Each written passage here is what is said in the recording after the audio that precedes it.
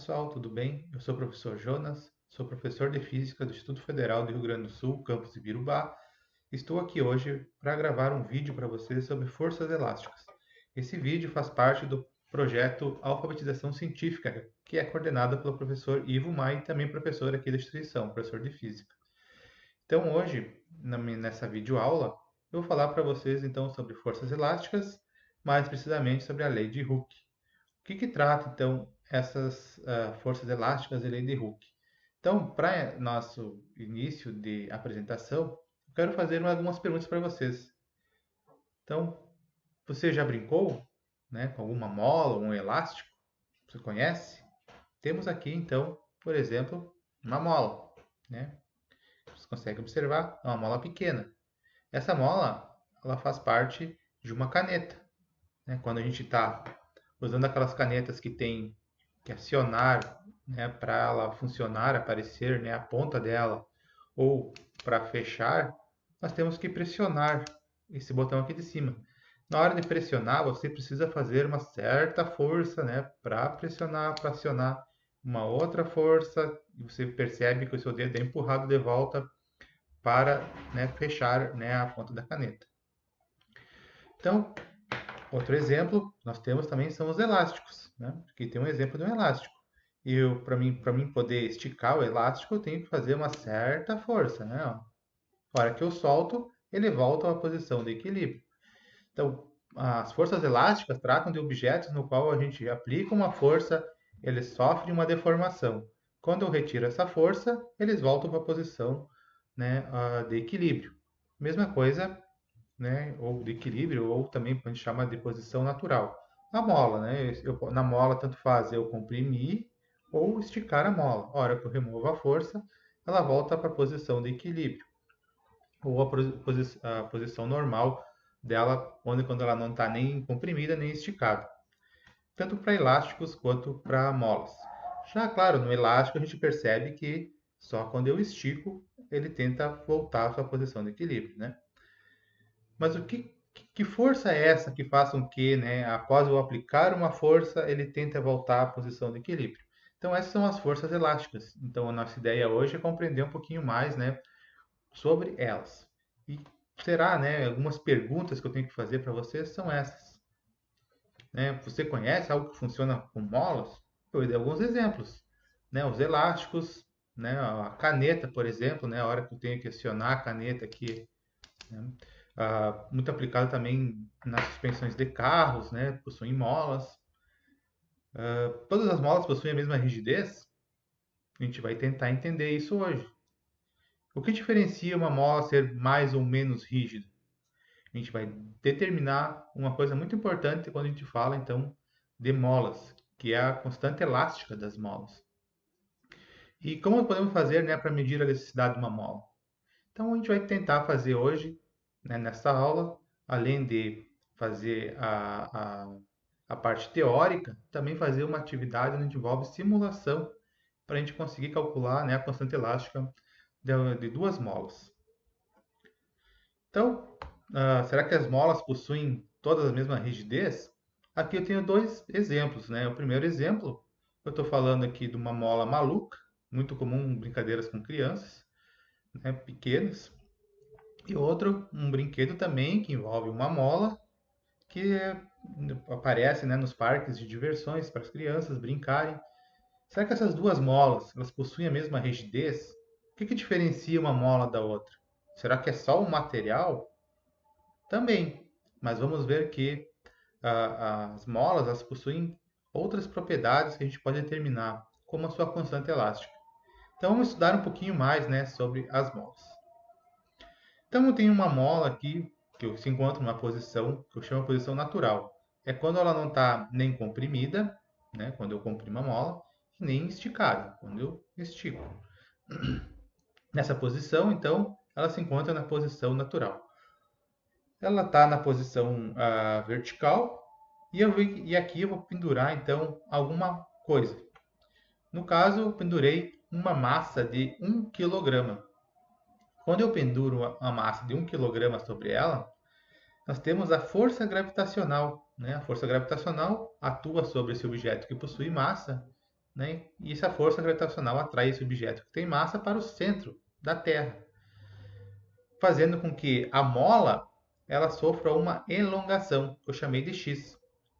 Para o objeto, né, não cair, né, a mola tem que aplicar também uma força sobre o objeto, no qual ela está segurando. Então, e essa força eu chamo de força elástica, para equilibrar a força gravitacional. Por isso, né, que a mola não cai. Se eu pegar, em vez de aplicar, de colocar aqui 1 kg, colocar 2 kg na mesma mola, eu vou observar o seguinte, que a força elástica agora, né, vai ter que equilibrar a força gravitacional de novo, para o objeto não cair. Só que agora a elongação da mola foi 2x, ou seja, duas vezes o que eu tinha colocado antes, 1 kg, era x. Agora eu coloquei 2 kg, a elongação virou 2x.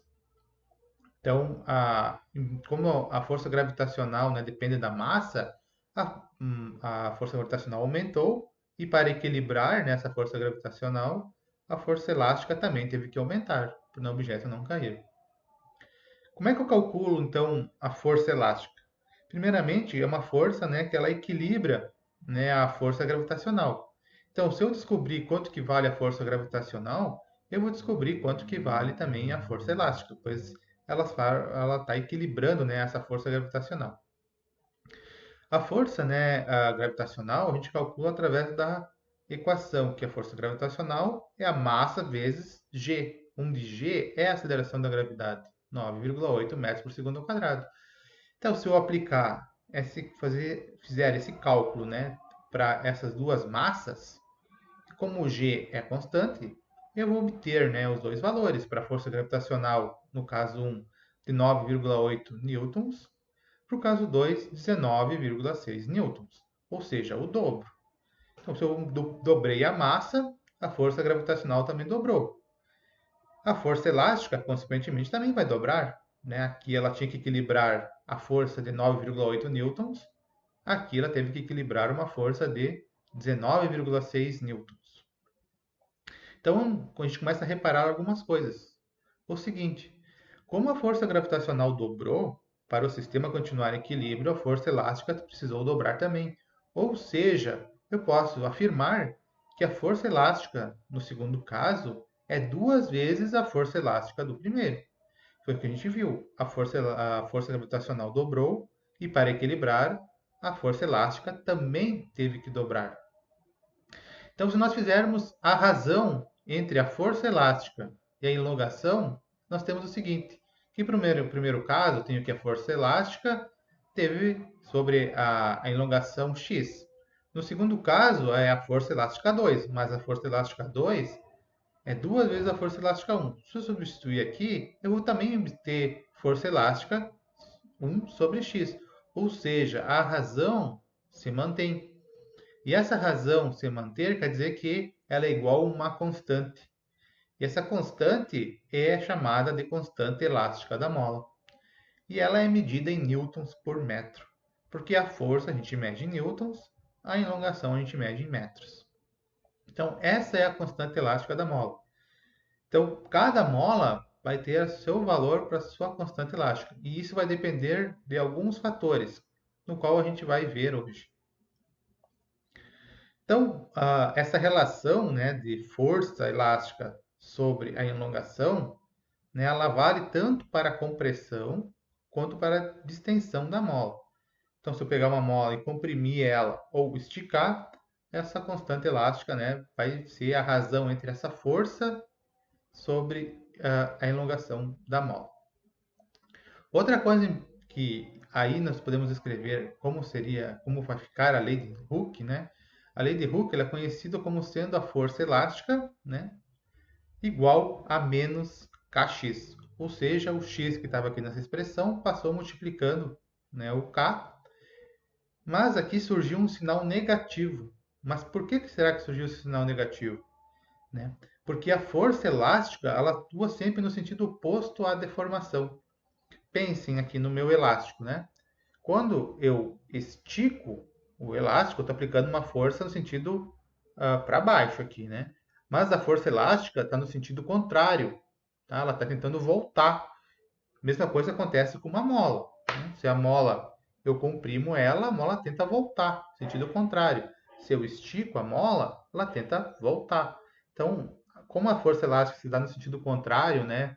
A, a força que deformou ela, então ela recebe esse sinal negativo.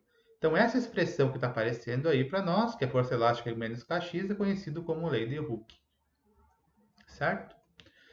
Então, como é que a gente pode calcular uma constante elástica de uma mola? Então, a ideia hoje, né, é nós fazermos o cálculo da constante elástica de uma mola. E para isso a gente vai usar um software de simulação. Tá? A gente vai usar o software, né, FET, né, da Universidade do Colorado, nos Estados Unidos, no qual a gente consegue simular algumas molas e calcular a constante elástica dessas molas. Então vamos para a simulação. Aqui nós temos, né, a simulação, no qual nós temos duas molas penduradas, né, no sentido vertical, no qual a gente pode pendurar algumas massas. Para nós diferenciarmos uma mola da outra, porque elas agora estão inicialmente iguais, são do mesmo material, possuem o mesmo diâmetro, possuem o mesmo grossura, né, do fio, espessura. Então eu vou pegar o seguinte, vou pegar a primeira mola, vou dizer que ela tem uma constante elástica pequena. Essa eu não sei quanto que vale. A segunda mola, eu vou botar uma constante elástica grande. Também não sei quanto que vale. Eu quero descobrir quanto que vale essa constante elástica. A gente viu, né, que quando a gente coloca uma massa, né, sobre a mola, ela deforma, né, ela tem uma elongação. Aqui eu posso parar, né, essa oscilação, que não me interessa a oscilação agora no momento. Mas eu vejo que ela sofreu uma elongação. Se eu colocar mesmo 100 gramas na outra mola, eu vou observar o seguinte. A mola, que possui uma constante elástica pequena, sofreu uma elongação maior do que a mola que possui, né, uma constante elástica maior, grande. Embora eu não saiba quanto que vale, mas o meu objetivo é calcular. Para isso eu preciso o quê? Para calcular a constante elástica? Eu preciso da força, né, força elástica, e preciso da elongação, quanto que vale, né, essa elongação. A força elástica eu consigo calcular, pois eu sei qual é a massa que eu estou pendurando. Para o sistema ficar em equilíbrio, eu vou ter que igualar, né, a força gravitacional, o módulo dela, com o módulo da força elástica, pois o sistema está em equilíbrio. E eu preciso também medir qual foi a elongação da mola. Então aqui eu posso marcar qual que era a posição natural das duas molas. Então se eu retirar aqui a massa, eu posso observar que a posição natural delas é a mesma. Depois que eu pendurei aqui as massas de 100 gramas, né, vou parar a oscilação, eu posso marcar, né, a posição de equilíbrio delas. Então eu preciso medir qual é a distância entre a posição natural e a posição de equilíbrio depois que eu pendurei as massas. Para isso a gente tem uma régua. Vamos usar na nossa régua.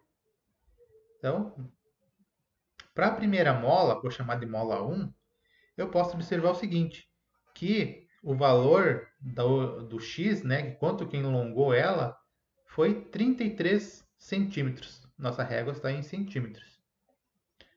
Anotem aí, 33 centímetros, quando eu pendurei uma massa de 100 gramas na mola 1. Para a mola 2, eu vou colocar aqui a régua. Eu vou fazer a mesma medida e vou observar o seguinte, que quando eu pendurei 100 gramas de massa, ela alongou 8 centímetros.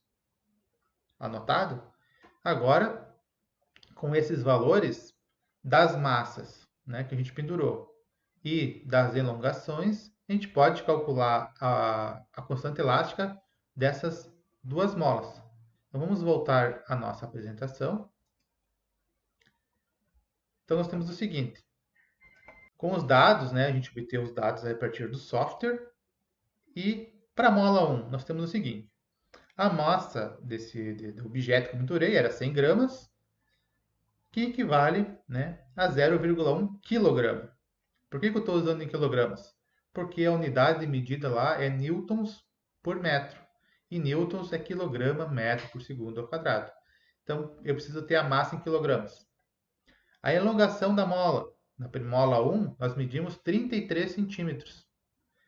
Isso equivale a 0,33 metros, porque a constante elástica que a gente quer calcular é newtons por metro. Então, a gente quer calcular em newtons por metro. A força gravitacional que, tá aí, que eu tenho que achar, porque ela vai ser em módulo igual à força elástica, porque a força elástica está equilibrando a força gravitacional. É a massa vezes a aceleração da gravidade, que é 9,8, que é uma constante. Eu vou encontrar 0,98 newtons. Então, o módulo da força elástica também será 0,98 newtons. Então, se eu quero calcular a constante elástica, basta dividir a força elástica pela elongação. E aí, fazendo essa divisão de 0,98 por 0,33, eu encontro 2,96 newtons por metro. Então, essa é a constante elástica da mola 1, que eu botei, né, que é lá quando eu marquei na simulação, que ela tinha uma constante elástica pequena. Mas e a mola 2? Vamos calcular. Mesma forma. A massa é a mesma, 100 gramas, 0,1 kg. A elongação da mola foi somente de 8 centímetros. Isso equivale a 0,08 metros. Quero que encontrar em newtons por metro, a constante elástica, né? O cálculo da força gravitacional é a mesma, né? Porque a massa é a mesma e a aceleração da gravidade é a mesma, 0,98 newtons. Assim, né, eu posso calcular o módulo, né, da força elástica, vai ser igual o módulo da força gravitacional, embora estejam em sentidos contrários, o módulo é igual. Fazendo essa divisão da força elástica dividido pela elongação, eu encontro 12,25 newtons por metro. Então, a constante elástica, né, é bem maior da mola 2 do que da mola 1. O que isso quer dizer quando a gente fez o cálculo? Se a constante elástica é pequena, eu tenho, né, que para pendurando, quando eu coloquei lá 100 gramas, a elongação foi 33 centímetros. Quando eu disse que a constante elástica seria grande, quando eu botei as mesmas 100 gramas, a elongação foi de 0,08 metros ou 8 centímetros. Isso quer dizer o quê? Que a mola mais rígida deforma menos do que a mola menos rígida, quando eu coloco a mesma massa. Certo? Então, ter uma constante elástica grande quer dizer que a mola é mais rígida. Ter uma constante elástica pequena, a mola é menos rígida. É mais fácil deformá-la. Então, a gente já pode responder. O que diferencia uma mola ser mais ou menos rígida? Vai depender da constante elástica da mola, do K. Né? A gente acabou de calcular e demonstrar isso. E a constante elástica depende do quê? Né? Por que uma mola é mais ou menos rígida? Porque ela tem uma constante elástica grande e uma constante elástica pequena. Né? Vai depender da natureza do material de fabricação da mola. Então, se eu tenho uma mola que é feita de aço ou uma mola que é feita de plástico, claro que a constante elástica vai mudar, porque o material que ela está sendo feito muda. Vai depender também das dimensões do material do que ela é feita.